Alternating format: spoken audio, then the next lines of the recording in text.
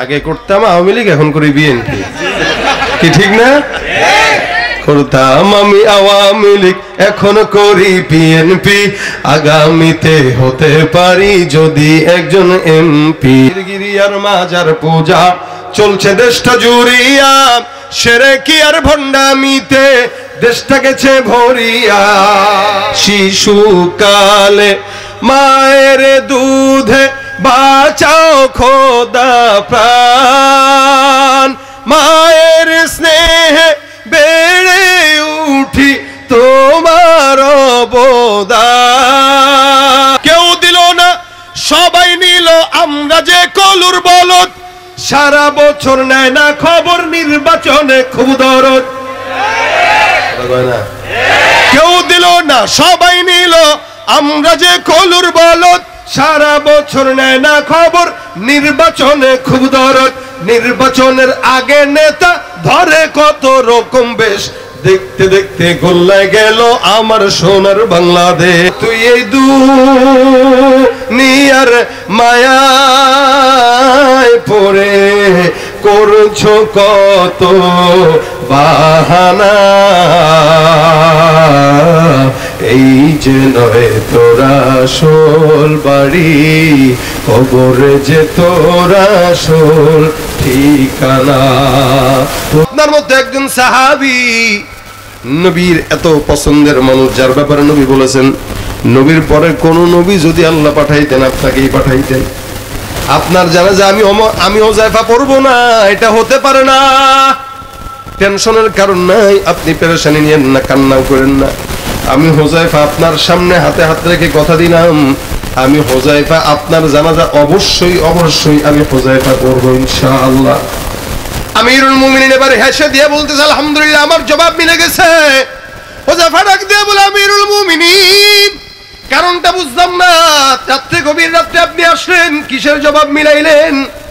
আমিরুল মুমিনিন ডাক দিয়ে বলে হুযায়ফা, আল্লাহর কসম, সেদিন তোমাকে আমি জিজ্ঞাসা করলাম আমার নামটা কি মুত্তাকির খাতায় আছে নাকি মুনাফিকের খাতায়। আমি ওমর পেরেশানিতে এতদিন পর্যন্ত ঘুমাইতে পারি না। আজকে আমি তোমার কাছে আসলাম, তুমি আমার জানাজার নামাজটা পড়বা কিনা? কারণ আমি জানি কোন মুনাফিকের জানাজা তুমি হুযায়ফা পড়ো না। যেহেতু তুমি হুযায়ফা আমি ওমরের জানাজা পড়বা, তার মানে আমার নির্দিষ্ট ক্লিয়ার, তুমি হুযায়ফা আমার জানাজার নামাজ পড়ার কারণে আল্লাহর রহমতে আমি ওমরের নামটা মুনাফিকের খাতায় নাই। সুবহানাল্লাহ। ভাইরা আমার, দেখেন আমিরুল মুমিনিনের মতো একজন লোক আসলেই কি মুত্তাকি নাকি মুনাফিক, এই পেরেশানিতে শেষ। আর আমরা দৈনিক কতবার টেনশন করি আমি কি মুনাফিক নাকি মুত্তাকি, এটা টেনশন নাই আমার। আমার যেমনে মন চায় সেমনে চলি, কবরের সামান নেই না। এ মুসলমান কবরে যাওয়া লাগবে ভাবিও না। জমিনের মধ্যে এই ব্যক্তির মতো নিমক হারাম, ওই ব্যক্তির মতো বোকা, ওই ব্যক্তির মতো জালেম আর কেউ নাই।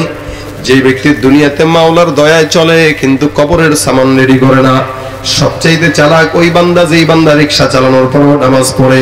একটা বান্দা দাড়িও আছে, টুপিও আছে, রিক্সা চালায়, ইমানদার, কিন্তু টাকা কামাই কম, রোজগার কম, ক্ষমতা নাই। আরেকজন বান্দা 10 তলা বিল্ডিং এর মালিক হয়ে গেছে, গার্মেন্টস এর মালিক, কিন্তু ঈমান নাই। আমার মাওলার দরবারে ওই গার্মেন্টস এর মালিকের চাইতে রিকশাওয়ালার দাম আল্লাহর দরবারে তাকওয়ার কারণে বেশি। কিসের কারণে? তাকওয়ার কারণে বেশি। এই কারণে মুমিন ইমানদার ভাইরা আমার, প্রত্যেকটা ইমানদারের মুত্তাকি হওয়ার সবক আল্লাহ পাক রব্বুল আলামিন কোরআনে দেয়। প্রত্যেকটা ইমানদার যেন তাকওয়াওয়ালা হয়। জায়গায় জায়গায় আল্লাহ বলেন মাইয়াত্তাকিল্লাহা ইয়াজআল লাহু মাখরাজা। তাকওয়া হওয়ার জন্য একটা আল্লাহ পাক আমল বান্দাকে শিখিয়ে দিয়েছেন। আমার আল্লাহ পাক রব্বুল আলামিন বলেন ফাকুল তুস্তাগফিরু রাব্বাকুম ইন্নাহু কানা গফফারা। কেউ যদি বেশি বেশি ইস্তিগফার পড়ে ওর গুনাহ মাফ হয়ে যাবে, আল্লাহ ক্ষমা করে দিবে এবং তাকে মুত্তাকি বানায় দিবেন। সুবহানাল্লাহ, জোরে বলেন সুবহানাল্লাহ ওয়া বিহামদি। কেউ যদি বেশি বেশি ইস্তিগফার করে আমার আল্লাহ তাকে মুত্তাকি বানায় দিবেন। কেন? যার গুনাহ নাই ওই মুত্তাকি, যার গুনাহ চলে গেল সে কি? হাসান আল বসরি রাহমাতুল্লাহ আলাইহি বলেন, উনি একবার কোন একটা মজলিসের ভিতরে বসা, হঠাৎ করে একজন ইমানদার আসলো। ইস্তিগফারের আমল অনেক বড় গুরুত্বপূর্ণ আমল, মুত্তাকি হওয়ার জন্য যেটা দরকার।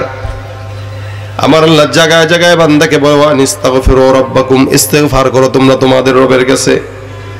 হে মুসলমান, জায়গায় জায়গায় আল্লাহ পাক বান্দাকে ইস্তিগফারের কথা বললেন শুধুমাত্র গুনাহ মাফের জন্য।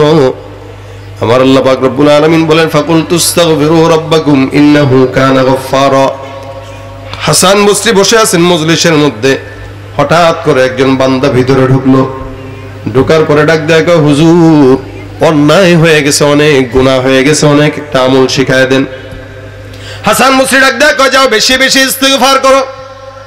আরেকজন বান্দা কিছুক্ষণ পরে ঢুকে, সেও ডাক দেয়, কয় হুজুর আমার গ্রামে বৃষ্টি নাই, বৃষ্টি আসমান থেকে যেন আল্লাহ পাক ফয়সালা করে দেয়। হাসান আল বসরি রাহমাতুল্লাহ আলাইহি ডাক দেয়া কয় যাও তুমিও ইস্তিগফার করো। প্রথম জন আসছে গুনাহ মাফের জন্য, তারে কোন আমল দিল? ইস্তিগফার। দ্বিতীয় জন আসছে বৃষ্টি নাই, বৃষ্টি হওয়ার জন্য, তারাও কোন আমল দিল? ইস্তিগফার। 3 নম্বরে একজন আসছে ডাক দেয়া কয় হুজুর আমার সম্পদ নাই, টাকা পয়সা নাই, বিবিরে খাওয়াইতে পারি না, এমন কোন আমল শিখায়া দেন যে আমলের কারণে আল্লাহ পাক টাকার বরকত দান করবে। হাসান বসরি ডাক দেয়া কয় যাও যাও বেশি বেশি ইস্তিগফার করো। 3 নম্বর কেউ কি বললেন? ইস্তিগফার। 4 নম্বর আরেকজন ঢুকে কয় হুজুর আমি বিয়ে করলাম 10 বছর হয়ে গেল, সন্তান নাই, দয়া করে এমন একটা আমল শিখায়া দেন যে আমলের কারণে আল্লাহ পাক সন্তান দান করবেন। হাসান বসরি কয় যাও যাও বেশি বেশি মাওলার দরবারে ইস্তিগফার করো। সুবহানাল্লাহ। আমাদের দেশে তো সন্তান যদি না হয় সোজা চলে যায় খাজা বাবার দরবারে, মাজারের মধ্যে যায়। মনে রাখবেন মাজারে বাবার কাছে যদি কেউ চায়, সন্তান চায়, যেটাই চাক না কেন, ইমান আছে না গেছে? আবার কয় পর্দা না করলেও কি, নামাজ না পড়লেও কি ইমান ঠিক আছে? তোর তুই ইমানই নাই, ঠিক থাকবে কোন জায়গায়? ঠিক কিনা বলেন? মাজারে যায় সেজদা দিয়া বাবার কাছে সন্তান চায়। বাবা কয় যাও 1 মাসের চিল্লায় বউরে রেখে দাও খানকার মধ্যে, 1 মাসের চিল্লায় রেখে দিবেন বউরে, বউ আর আপনার থাকবে না, বাবার বউ হয়ে যাবে। কিছুদিন পরে বউরে আম্মা ডাকা লাগবে। ঠিক কিনা দেখুন? পীরগিরিয়ার মাজার পূজা চলছে দেশটা জুড়িয়া, শিরকি আর ভণ্ডামিতে দেশটা গেছে ভরিয়া। পীরগিরিয়ার মাজার পূজা চলছে দেশটা জুড়িয়া, শিরকি আর ভণ্ডামিতে দেশটা গেছে ভরিয়া। গাজার কলকিটান মারিয়া, গাজার কলকিটান মারিয়া দেখায় খাজার শান, ওরা শিক্ষিত শয়তান। কয় না ওরা শিক্ষিত শয়তান, ওরা শিক্ষিত শয়তান, ওরা শিক্ষিত শয়তান।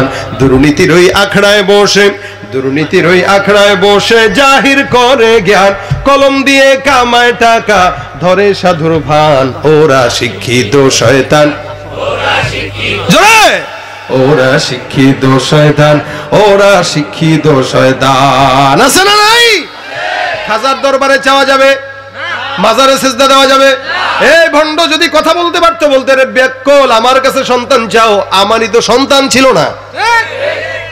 এই জন্য মুসলমান সন্তান যদি না হয় চাবো কার কাছে? হাসান বসরি ডাক দেয়া কয় সন্তান নাই, বেশি বেশি ইস্তিগফার করো। আরেকজন বান্দা এসে কয় হুজুর বিপদের মধ্যে পড়ছি, ক্ষেতের মধ্যে ফসল লাগাই কিন্তু ফসল হয় না, পোকামাকড় খায়, মানুষের নজর লাগে। হাসান বসরি কয় যাও বেশি বেশি ইস্তিগফার করো। এরকম ভাবে একাধিক মানুষ এসে বারবার একটাই আমলের কথা বলে। এবার খাদেম কিছুক্ষণ পরে ডাক দেয়া কয় হুজুর এতগুলা মানুষ আপনার কাছে বিপদের মধ্যে পড়ে আসলো, আপনি একটাই কাজ করলেন, কি বলে? আস্তাগফিরুল্লাহর আমল দিলেন। আমল কি আর জিন্দেগিতে শিখেন নাই? এত বড় পীর হাসান বসরির মতো একটা বড় বুজুর্গ আমল দেয় কি? কথা কয় না, কথা কয় না। হাসান বসরির মতো বড়, আরে এটা শুধু হাসান বসরি, হযরত নূহ আলাইহিস সালামও এরকম আমল দিয়েছেন, ইস্তিগফারের আমল। মুত্তাকি হওয়ার জন্য ইস্তিগফারের আমলের চেয়ে বড় আমল নাই। হাসান বসরি ডাক দেয়া বলে কেন? আমল একটা পারি, দুইটা পারি, এটা দেখার বিষয় নয় যে আমলটা আমি নিজে দিলাম, এই আমলটা আমার দেওয়া নয়, এই আমলটা আমার মাওলা নিজে কোরআনে দান করছেন। সুবহানাল্লাহ। দিছেন কে? কথা কয় না, দিছেন কে? আল্লাহ। আমার আল্লাহ ডাক দেয়া বলেন ফাকুলতু আস্তাগফিরু রাব্বাকুম ইন্নাহু কানা গফফারা ইউরসিলিস সামাআ আলাইকুম মিদরারা ويمددكم بأموال وبنين ويجعل لكم جنات ويجعل لكم أنهارا।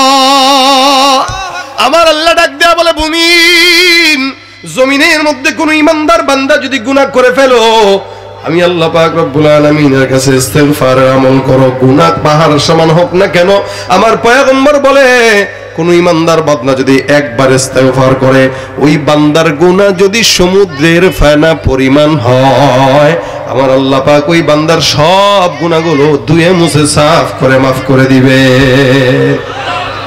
হে মুসলমান নবীর উম্মত, জমিনের মধ্যে আল্লাহ পাক রব্বুল আলামিন বান্দাকে জানায় দেয় ইস্তেগফার করো, আমি আল্লাহ মাফ করে দিব। 2 নম্বরে যেই বান্দাটা বৃষ্টির জন্য আসলো, আমার আল্লাহ ডাক দিয়া বলেন ইউরসিলিস সামা আলাইকুম মিদরারা। কেউ যদি বেশি বেশি ইস্তেগফার করে, জমিনের মধ্যে আসমান থেকে বান্দার জন্য যদি বৃষ্টি না হয়, আমি আল্লাহ পাক বান্দার জন্য ইস্তেগফারের বরকতে আসমান থেকে বৃষ্টির ফয়সালা করে দিব। 3 নম্বরে যেই বান্দাটা আমার কাছে সম্পদের জন্য আসলো, আমার আল্লাহ বলেন আয়ুমদিদুকুম বিআমওয়াল ওয়া বানিন। কারো যদি সন্তান না থাকে, সম্পদ না থাকে, টাকা পয়সা নাই, ব্যবসায় বরকত নাই, আমার আল্লাহ বলে বান্দা তুমি সম্পদের পাওয়ার জন্য বেশি বেশি ইস্তেগফার করো। সম্পদ আমি আল্লাহ এমন জায়গা থেকে দেব বান্দা তুমি কল্পনাও করতে পারবা না। সুবহানাল্লাহ। আচ্ছা, বড় লোক হওয়ার চিন্তা আসেনি আপনাদের? সবার আশা আছে না?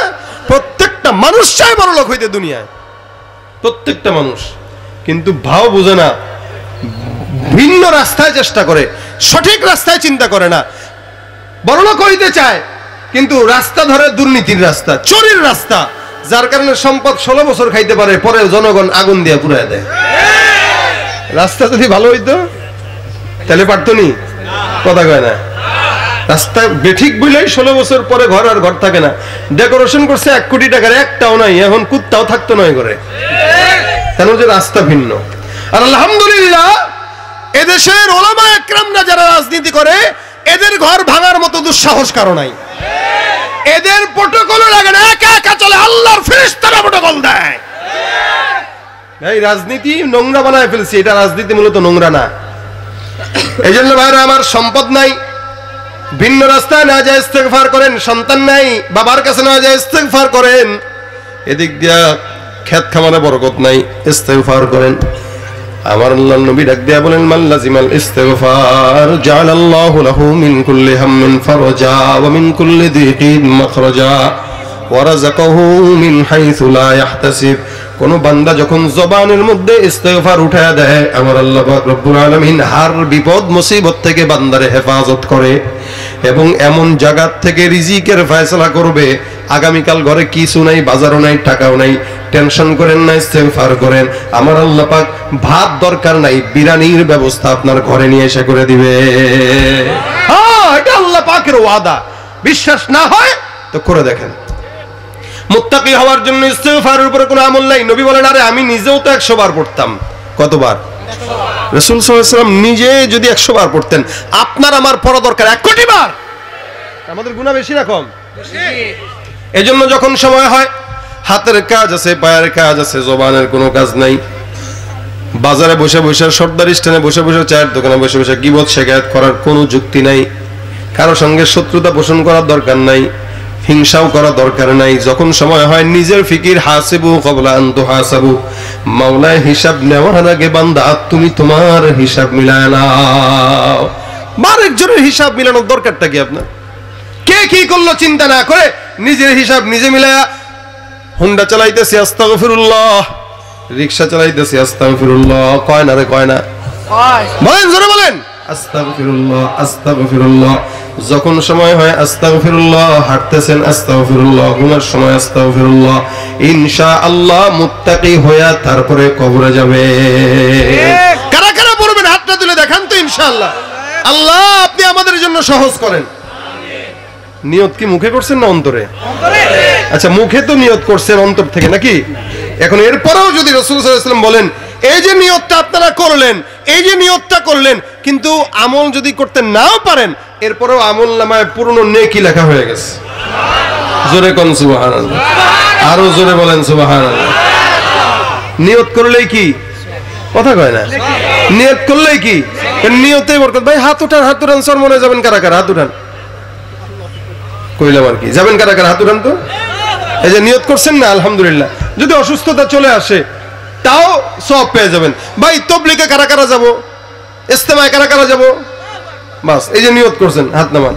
এরকম ভাবে নিয়ত যদি করেন, নেকের নিয়ত করবেন, তো সাথে সাথে একটা নেকি পূর্ণ আমলনামায় লেখা হয়ে যাবে। আর গুনাহের নিয়ত করবেন, গুনাহ লেখা হবে না করার আগ পর্যন্ত। করলে তারপরে লেখা হবে। তবু আল্লাহর ফেরেশতারা একটা সময় আপনাকে সুযোগ দিবে, যদি তওবা করেন ইনশাআল্লাহ গুনাহ লিখবে না, আর যদি তওবা না করেন তখন গুনাহ লিখবে। কিন্তু গুনার জন্য একটাই গুনাহ, আর নেকের জন্য একটা নেকি লিখবে না, বরং একটা নেকের কাজের জন্য 10 গুণ থেকে 700 গুণ পর্যন্ত সওয়াব বাড়ায় লিখবে। আমার আল্লাহ কত দয়ালু আল্লাহ, বান্দার বন্ধু আল্লাহ। এই জমিনের মধ্যে আপনার আমার মতো সবচাইতে কাছের বন্ধু আল্লাহ ছাড়া আর কেউ নাই, ঠিক কিনা? শিশুকালে মায়ের দুধে বাঁচাও খোদা প্রাণ, মায়ের স্নেহে বেড়ে উঠি তোমার অবদান। বন্ধু হয়ে ভালোবাসা, বন্ধু হয়ে ভালোবাসা ছড়াও জগতময়।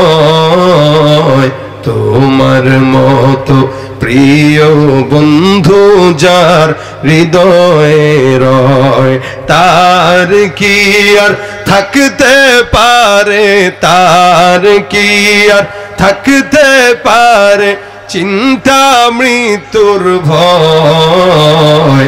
তোমার মতো প্রিয় বন্ধু যার হৃদয়ে রয়। কে বন্ধু? তা বলেন আজকে এই যে এখন আরেকজন আসবেন, তারপরে আরেকজন আসবেন, মাশাআল্লাহ দিলে আশরাফ আলী ফারুকী সাহেব চলে আসছেন, উনি আলোচনা করবেন, তারপরে বন্ধু রেজাউল করিম আবরার সাহেব আসবে, উনিও করবেন। সবকিছু করার পরে অন্যদের আলোচনার থেকে যে কোনো একটা জিনিস নিবেন, আর আমার এই আলোচনার খোলাসা ইস্তেগফারের আমল বাসা পর্যন্ত করবেন ইনশাআল্লাহ। নিয়ত আছে তো? 10 জন যদি ইস্তেগফার আগামীকাল থেকে পড়ে, প্রত্যেকদিন কমাস কম 100 বার পড়লে, 5 ওয়াক্ত নামাজের পরে 20 বার করে পড়লে দেখবেন সহজ হয়ে যায় ইনশাআল্লাহ। আল্লাহ তওবার মৃত্যু দিবে এবং মুত্তাকি বানায় কবরে নেবে ইনশাআল্লাহ। আল্লাহ পাক আমাদের সকলকে মুত্তাকি হিসেবে কবুল করুক। ইস্তেগফারের আমল আমাদেরকে করার তৌফিক দান করুক, বলেন আমিন। এই মহিলা মাদ্রাসার জন্য দোয়া করবেন, সহযোগিতা করবেন। আল্লাহ পাক যেন মহিলা মাদ্রাসাকে কবুল করে, সকল হাজত গায়বী খাজানা থেকে পূরণ করে। আল্লাহ পাক যারা ঈশার সাথে সম্পৃক্ততা আছে, আমাদের কালা হুজুর সহ যারা আছে, কালা হুজুর বললাম, কালা হুজুরই সাদা না, ঠিক না? উনি নিজেরা কালা হুজুর বলতেই পছন্দ করে, কেন আমিও বললাম আর কি। তা আল্লাহ পাক ওনাকে সুস্থতার হায়াত দান করুক। উনার সাথে এই এলাকার সবার সম্পর্ক গভীর থেকে গভীর, কি বলেন ঠিক না? আপনারা ওনাকে দিল থেকে মহব্বত করেন, না তো এতটা বছর এই মাদ্রাসাগুলো উনি নিজের স্বার্থ ছাড়া এত মেহনত করে এই মাদ্রাসাগুলোকে আগায় নেওয়ার জন্য চেষ্টা করতেছে। আল্লাহ পাক উনাকে সহ যারা আপনারা সাথে আছেন সবাইকে আল্লাহ পাক নাজাতের উসিলা বানায় দেখ। ওয়া তাওফীক ইল্লা বিল্লাহ। আসসালামু আলাইকুম ওয়া রাহমাতুল্লাহ। আগে করতাম আওয়ামী লীগ, এখন করি বিএনপি, কি ঠিক না? করতাম আমি আওয়ামী লীগ, এখন করি বিএনপি, আগামীতে হতে পারি যদি একজন এমপি। 555 অথবা পাইপটা নিব সুখে। আচ্ছা 555 একটা বিড়ি ছিল মনে হয় আগে, তাই না? মঞ্চে মঞ্চে বক্তৃতা দিব, কাঁদিব দেশের দুঃখে, সভা সমিতিতে করতালি পাবো, কেহ দিবে ফুলমালা, হয়তো বা কোন দুর্মুখ মোরে পিছনে বলিবে শালা। কেমনে বলবো জানেন? শালা আগে তো আওয়ামী লীগ করতো। কথা ঠিক কিনা? রসের রসিকে বলেই ধরেছি রাজনীতির এই গেমটি, আগামীতে হতে পারি যদি একজন এমপি। করতাম আমি আওয়ামী লীগ, এখন করি বিএনপি, আগামীতে হতে পারি যদি একজন এমপি। মন্ত্রী হইলে বিদেশে ঘুরিব উড়োজাহাজে চড়ি, 5 স্টার রেস্টবিনে বলো কেমনে বাংলা করি। বাংলাদেশের মূর্খ জনতা বুঝিতে চায় না কিছু, দল বদলাই যাহাদের লাগি তাহারাই লাগে পিছু। পাবি যে তোরা স্বাধীনতার ফল, লুঙ্গিটা ছেড়ে লেংটি, আগামীতে হতে পারি যদি একজন এমপি। ভাই ইসলামী রাজনীতি যারা করে এরা এদিক সেদিক দৌড়ায় না, এজন্য রাজনীতিও যদি করা লাগে আল্লাহর জন্য করব। আর অন্য যারা আছে যখন যে দল ক্ষমতায় তখন সেদিকে পড়লি, ঠিক কিনা? এই মুনাফিকি থেকে আল্লাহ হেফাজত করুক, ইসলামের জন্য কাজ করার তৌফিক দান করুক। আসসালামু আলাইকুম ওয়া রাহমাতুল্লাহি ওয়া বারাকাতুহু।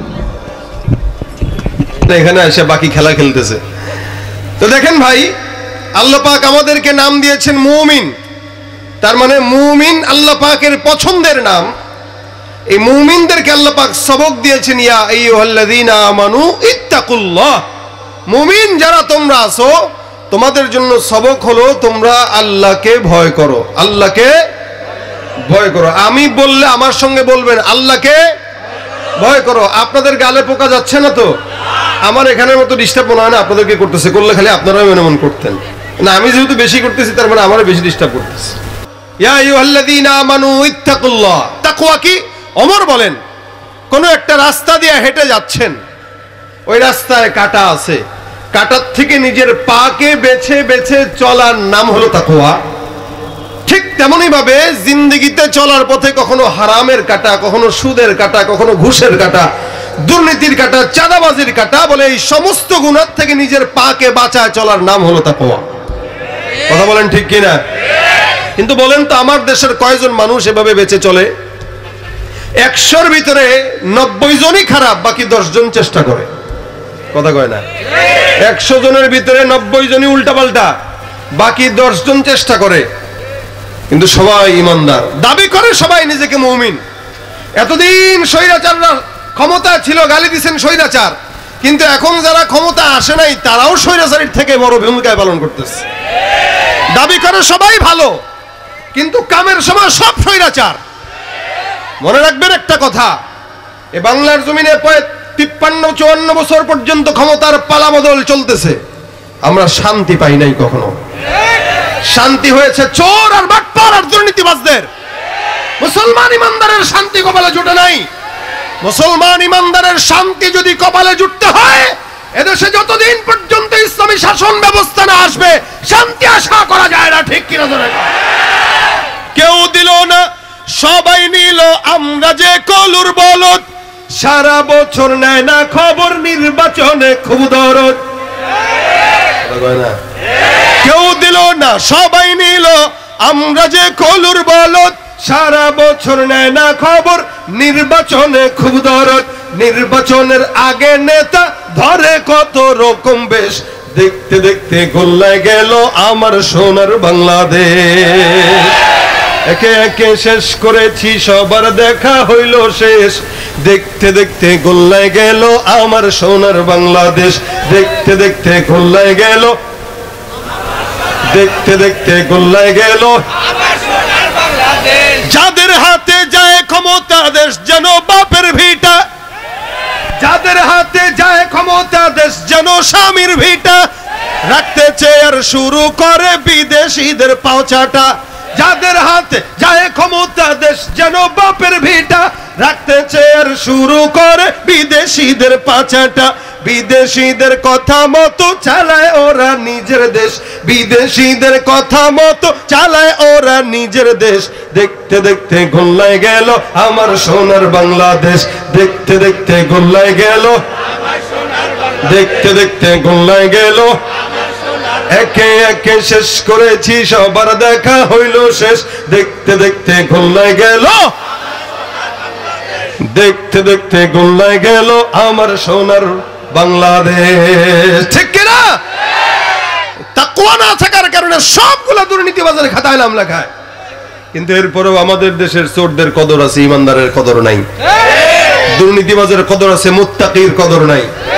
এদেশে বাটপাটদের কদর আছে, সততাওয়ালার কদর নাই।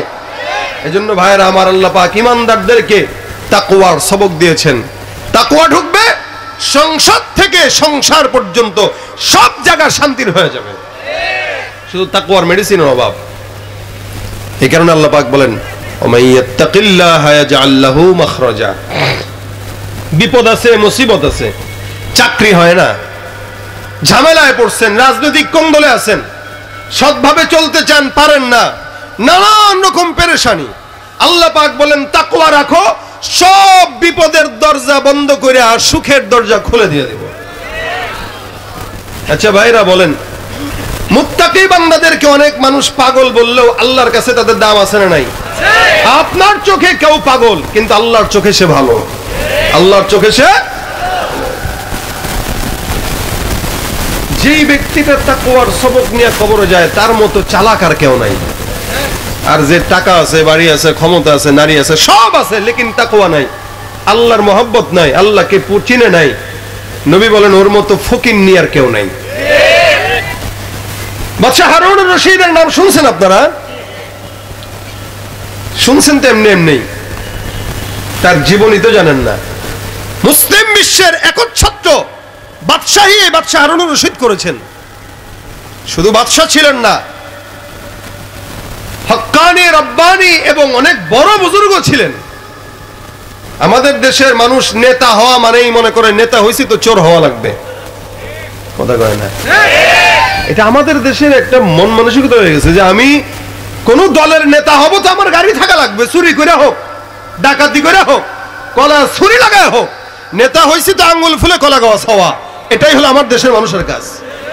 কিন্তু নেতা হওয়া মানে ফকির হওয়া, এটাই ছিল সাহাবা একরামদের আদর্শ। সাহাবা আজমাইন নেতা হয়েছিলেন কিন্তু নিজের জামা কিনতে পারেন নাই, নিজের ঘরে খাবার ছিল না, মানুষকে দান করতে করতে এই টেনশনে যে আল্লাহ আমি খাচ্ছি ওরা খায় না, আল্লাহর দরবারে কে জবাব দিব? সুবহানাল্লাহ কয় না? এরা কোথায় কোথায় নেওয়া লাগে কেন? কথা বুঝেন? কথা কি আপনাদের সামনে যাচ্ছে? এটা হলো আমার দেশের মানুষের হাল।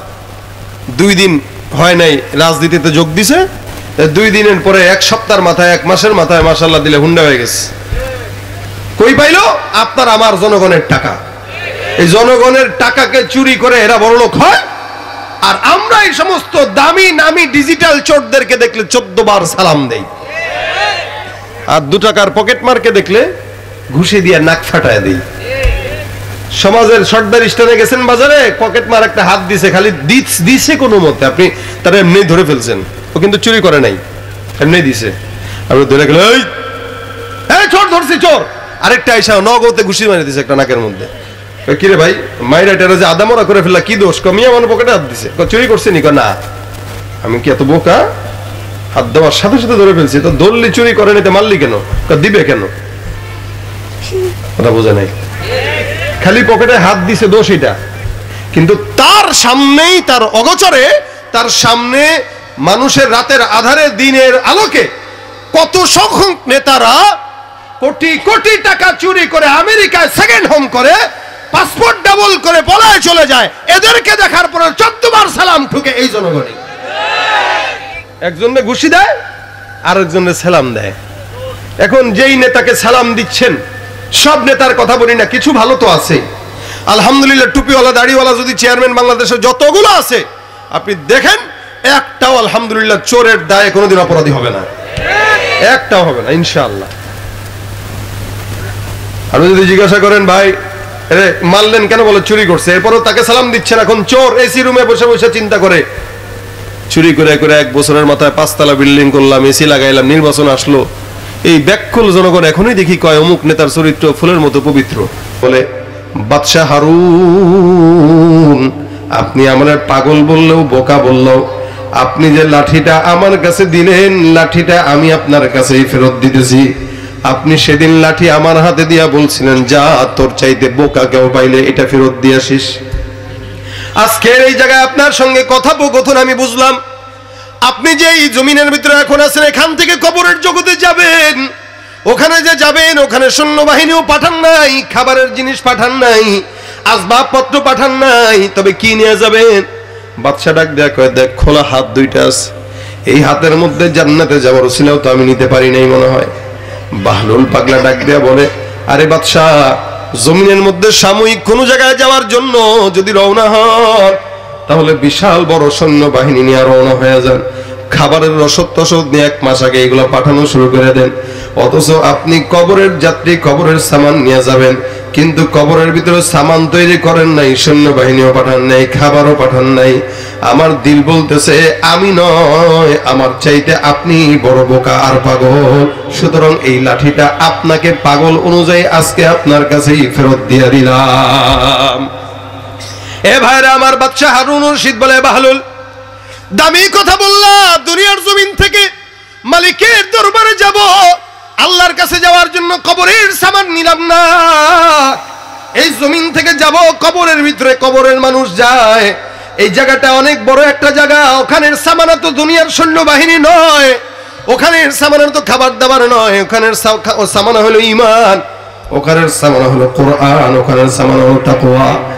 দুনিয়ার জমিনে এমন কেউ নাই কবরে যাবে না, কেউ আগে কেউ পরে, একদিন না একদিন প্রত্যেকটা বান্দার কবরের মধ্যে যাওয়া লাগবে। তবে চালাক তো সেই যে কবরে যাওয়ার আগে দুনিয়ার জমিন থেকে তাকওয়ার সামানা নিয়ে রওনা হয়, ঠিক কিনা? यहाँ हम सब मुसाफिर हो, यहाँ हम सब मुसाफिर है, वही आखिर ठिकाना। यहाँ हम सब मुसाफिर है, वही आखिर ठिकाना। कोई आगे रवाना है, कोई पीछे रवाना। ओ तू ये दुनियार मायाয় পড়ে করছো কত বাহানা। এই যে নয় তোরা আসল বাড়ি, কবরে যে তোরা আসল ঠিকানা। যেই লোকটা নিজে এমন একজন সাহাবী, নবী আমার ডাক দিয়া বলেন, লাউ কানা বাদি নবী লাকানা ওমর ইবনুল খাত্তাব। আমার পরে কোন নবী যদি আল্লাহ পাঠাইতেন, আমার পরের নবীটাই হইতো হযরত ওমর। আল্লাহ পাক কত বড় সম্মানিত হযরত ওমরকে বানাইছেন, যার কারণে রাসূল নিজে বলতেছেন, আমার পরে তো কোনো নবী আসার সম্ভাবনা আসেনি, রাসূলের পরে কোনো নবী নাই। কিন্তু নবী আমার বলেন, জমিনের মধ্যে কোন নবী যদি আল্লাহ পাক আমার পরে পাঠাইতেন, আমার পরের নবীটাই হইতো আমার সাহাবী হযরত ওমর। এই আমিরুল মুমিনিনটা কত বড় একজন আল্লাহওয়ালা, আল্লাহওয়ালা বুজুর্গ সাহাবী, যাকে আল্লাহ পাক রব্বুল আলামিন জমিনের মধ্যে জান্নাতের সুসংবাদ দেয়। প্রত্যেকটা সাহাবী জান্নাতি। নবী করিম সাল্লাল্লাহু আলাইহি সাল্লামের কবরের পাশে এখনো শোয়া। আমিরুল মুমিনিন অর্ধ জাহানের খলিফা হওয়ার পরেও টেনশন করে, আমার নামটা কি মুত্তাকির খাতায় নাকি মুনাফিকের খাতায়? সুবহানাল্লাহ। কোনদিন কি টেনশন করছি নাকি যে আমার নামটা কি মুমিনের খাতায় নাকি মুনাফিকের খাতায়? আমি কি আল্লাহর দরবারে মুত্তাকিদের কাতারে আছি নাকি? এই জন্য মুসলমান মুত্তাকি নিজে না হতে পারলেও আল্লাহওয়ালা মুত্তাকি যারা, তাদেরকে মহব্বত করব। তাও তো বলা যায়, উহিব্বুস সালিহিন ওয়ালাস্তু মিনহুম লাআল্লাল্লাহা ইয়ারযুকুনি সালাহা। আল্লাহর দরবারে বলতে পারবেন, আল্লাহ জমিনের মধ্যে আমি নিজে মুত্তাকি না, কিন্তু মুত্তাকিকে মহব্বত করতাম। জমিনে আমি আল্লাহওয়ালা না, আল্লাহওয়ালাকে মহব্বত করতাম। জমিনের মধ্যে আমি ইমানদার না, ইমানদারকে মহব্বত করতাম। আমি নামাজ তেমন পড়ি নাই, নামাজিকে মহব্বত করতাম। হাফেজে কোরআন হতে পারি নাই, হাফেজে কোরআনকে মহব্বত করতাম। জাকিরিন হতে পারি নাই, কিন্তু জাকিরিন ওয়ালাদেরকে মহব্বত করতাম। আমার আল্লাহ পাক রব্বুল আলামিন ওই যে আলেমদেরকে রব্বানি হাক্কানি আল্লাহওয়ালা মুত্তাকিদের সঙ্গে মহব্বত থাকার কারণে, মাওলা তুমি তাদের সঙ্গে জান্নাতে পিস পিস যাওয়ার তৌফিক দান করে দিও। এ ভাইরা আমার, এই কারণে প্রত্যেকটা বান্দার জন্য উচিত মুত্তাকিদের সঙ্গে থাকা। আমার আল্লাহ বলেন, ইয়া আইয়ুহাল্লাযীনা আমানুত্তাকুল্লাহা ওয়া কুনু মা'আস সাদিকিন। জমিনের মধ্যে তাকওয়া অর্জন করো মুমিন, আর সৎসঙ্গী যারা, বন্ধু যারা, আল্লাহওয়ালা যারা, ইমানদার যারা, চলতে যদি হয় বাটপারের সঙ্গে নয়, দুর্নীতিবাদের সঙ্গে নয়, কাফেরের সঙ্গে নয়, বন্ধু করবা না, আল্লাহওয়ালাদের সঙ্গে বন্ধুত্ব করবা। আমার দেশের মুসলমান ঘরের সন্তানেরা মুসলমান হওয়ার পরে ইহুদি নাসারা নাস্তিক মুরতাদদের সঙ্গে বন্ধুত্ব করে, ঠিক কিনা? আল্লাহ নিষেধ করেছেন স্পষ্ট, খবরদার, লা তাত্তাখিযুল ইয়াহুদ ওয়ান নাসারা আউলিয়া। ইহুদি নাসারা মুশরিক মুনাফিকদেরকে বন্ধু বানানো যাবে না। কেন? তারা তাদের বন্ধু, মুমিন মুমিনরা বন্ধু, কাফের কাফের বন্ধু, বাটপার বাটপারের বন্ধু, চোর চোরের বন্ধু। কোন মুমিনের সঙ্গে চোরের বন্ধুত্ব থাকতে পারে না। কোন মুমিনের সঙ্গে আল্লাহওয়ালার বন্ধুত্ব থাকতে পারে? কোন মুমিনের সঙ্গে চোরদের বন্ধুত্ব থাকবে না। কোন ইমানদারের সঙ্গে দুর্নীতিবাজের বন্ধুত্ব থাকবে না। আল্লাহওয়ালার সঙ্গে নাস্তিক মুরতাদদের বন্ধুত্ব থাকতে পারে? এই জন্য মুসলমান, আল্লাহ পাক বলেন, কুনু মা'আস সাদিকিন। সত্যবাদী যারা, সৎসঙ্গী যারা, এদের সঙ্গে সম্পর্ক লাগায় দাও। আমি আল্লাহ পাক রব্বুল আলামিন ওই সৎসঙ্গ বান্দাদের সঙ্গে থাকার কারণে ওদের পিছে পিছে তোমাকে জান্নাতে যাওয়ার সুযোগ করে দিব। সুবহানাল্লাহ। আমিরুল মুমিনিনের মতো একজন আমিরুল মুমিনিন, এত বড় আমিরুল মুমিনিন, খলিফাতুল মুসলিমিন হওয়ার পর এরপরে টেনশন, নামটা নাকি মুমিনের খাতায়, মুত্তাকির খাতায় নাকি মুনাফিকের খাতায়। একদিন বালিশের সঙ্গে মাথাটা লাগায় চিন্তা করেন তো, আমি নিজেও তো একজন ইমানদার নিজেকে দাবি করি, কিন্তু কতটুকু মুমিন হতে পারলাম, কতটুকু মুত্তাকি হতে পারলাম? নিজে প্রত্যেকটা দিন গুনাহ করি, গীবত করি, শিকায়াত করি, পরনিন্দা করি, প্রতিহিংসা করি, আরেকজনের পিছনে লেগে থাকি। একসঙ্গে বসলে গীবতের অভাব নাই, শিকায়াতের অভাব নাই, পরস্ত্রীকাতিরতা, হিংসা, এমন কোন অন্যায় নাই যেগুলো আমাদের মধ্যে নাই। ঠিক কিনা জোরে বল?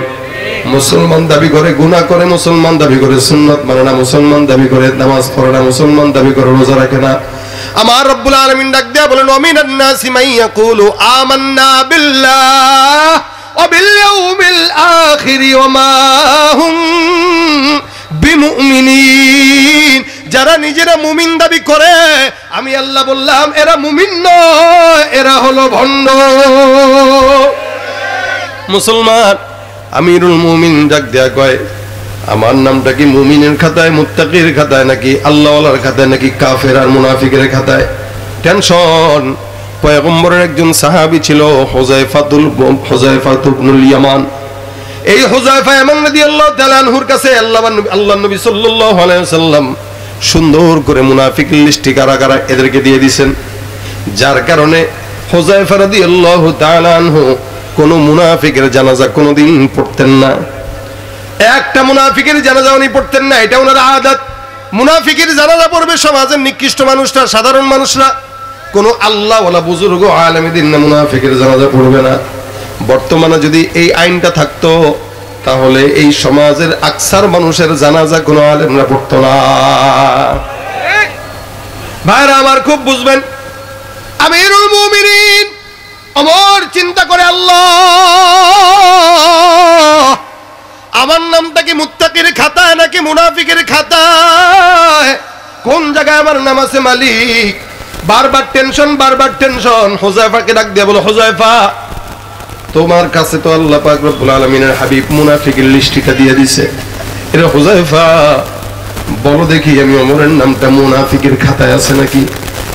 আমিরুল মুমিনিনের মতো একজন সাহাবী, যেই সাহাবী আব্দ জাহান শাসন করেছেন, যেই সাহাবী উটের রশি টান দিয়া নিয়ে যেতেন, আর ওনার খাদেম উটের উপরে বসা থাকতো। সুবহানাল্লাহ, খাদেম উপরে বসা থাকতো, আমিরুল মুমিনিন টানে টেনে টেনে টেনে নিয়ে যেতেন।